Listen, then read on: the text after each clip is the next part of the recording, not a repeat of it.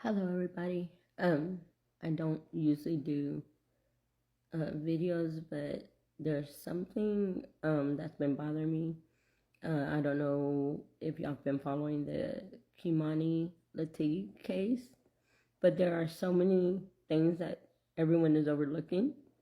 Um, First of all, um, this is a 13-year-old girl that got unalived by her father. um, and they found her in a burnt, abandoned house. He had cut her hands off. He had raped her, and she died from uh, cuts on her neck. He almost decapitated her, and that's how she died. So you're telling me that she was alive when he was doing that to her neck? Um, but what I'm wondering is, where did he kill her? Where did he actually kill her? She was staying with her grandmother. Her grandmother was working at night, and I know everyone has a grandmother. And if a grandmother is working at night and you're 13 years old and you're home alone, your grandmother would probably tell you, if anything happens, call me. Call me or call the police. Not call your father at 12:30 at night. Call me. Why couldn't she call her grandmother? If something was going on, she said she thought someone was trying to break in. Why couldn't she call her grandmother? Why would she call her dad? Because there was no phone call. Why the police are not checking the phone records to make sure she even made a phone call? She didn't call her dad. And the cousin.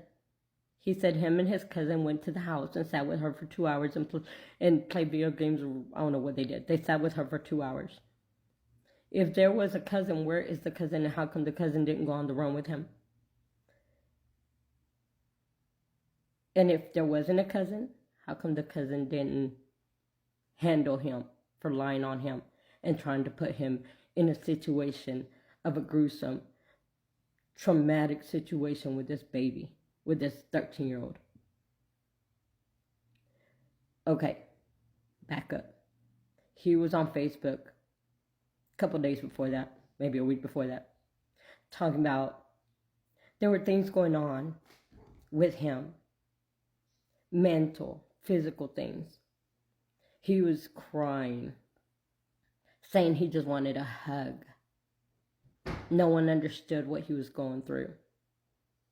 If you knew you were going through this and you were thinking bad things about doing something to your daughter, why didn't you go turn yourself into a mental asylum or something so you wouldn't hurt this little girl? It was a lie. He was trying to play people. He was trying to play everyone on Facebook to make it seem like he had mental issues so he could probably play insanity. There was nothing wrong with this man. He knew exactly what he was planning to do to this little girl, to his daughter. But instead he wanted to play people on Facebook like he was something was going on with him. He just needed a hug.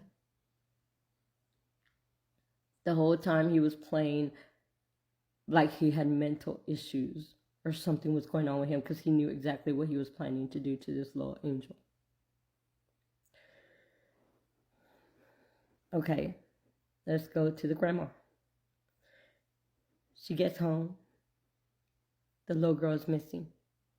Her glasses are there that she needs to be able to see with. Her pajama pants are in the living room, and her undergarments are by the door. What'd she do? Call the school. See if her grandbaby was at school. She didn't call the cops. She didn't go to the school to take her grandbaby her glasses because she couldn't see. What kind of grandmother are you? The stove was on. So your baby makes dinner or food at 12:30 and that's normal. and leaves the stove on and just takes off.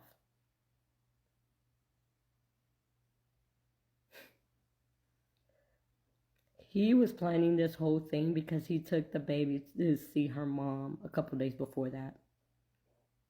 And the grandma let him take her. Then the grandma says, she starts stealing things. I was going to send her back to her mom because she starts stealing. What she starts stealing?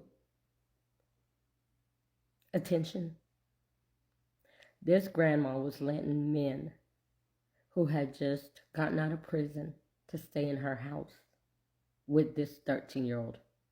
What kind of grandmother lets men stay at her house with this 13-year-old, knowing she's got to go to work at night? She was stealing attention. And then the grandmother says she was a virgin. She didn't like boys. So was the grandma doing something to her too? Was the grandma upset because the father was paying attention to her? She didn't like boys. So what were you doing, Grandma? What were you doing to this little girl? That you knew she was a virgin and she didn't like boys.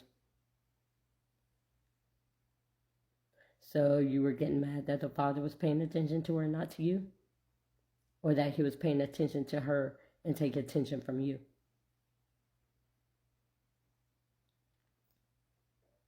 This whole, and okay, he cut her hands off.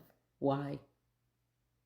So he could not, so we wouldn't be able to have fingerprints, and that he was going to decapitate her head so they wouldn't have no teeth to match to the body. But he probably somebody probably scared him, so he didn't finish the job.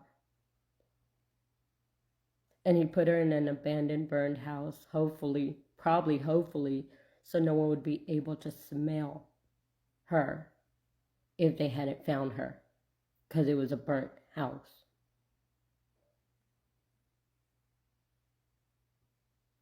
He was begging for hugs on Facebook. I pray to God, whenever anyone finds out where he's going, which prison he's going to, I pray to God that everyone knows why he's there and what he did to his 13-year-old daughter. Took her innocence, cut her hands, and almost cut her head. I pray to God that they know exactly what this man did, and that all the people in there want to give him all kind of hugs, that they want to just give him so many hugs, and that they want to do to him the same exact thing or worse than what he did to that angel. There was nothing wrong with this man, because if there was something wrong with him, he wouldn't have ran. And he said, when the police caught up to him, he said, unalive me? He had a weapon. If he really wanted them to unalive him, he would have unalived himself. It was all an act. So,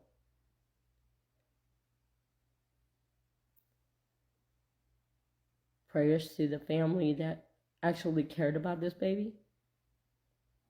Prayers to the teachers that tried to help this baby. And prayers to this baby that I hope she gets the justice that she deserves when this man finally gets placed in a prison. And he gets the same treatment, or twice, 3 times, 1,000 times worse than what he did to her.